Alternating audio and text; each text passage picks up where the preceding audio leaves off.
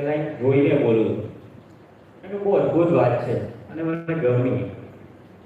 સ્વામીજી નિષ્ઠા પર વાત કરતા હતા અને એની અંદર સ્વામીજી વાત કરતા કરતા બોલે છે,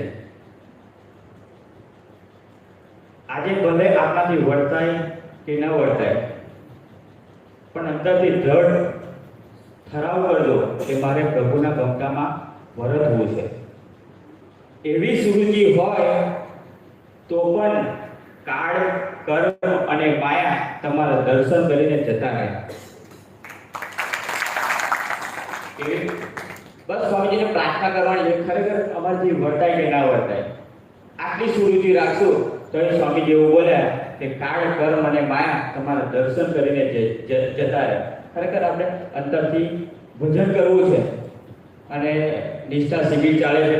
ખાલી નહીં, મહારાજ સ્વામીજી બોલ્યા હતા, એક ડેફિનેશન બોલ્યા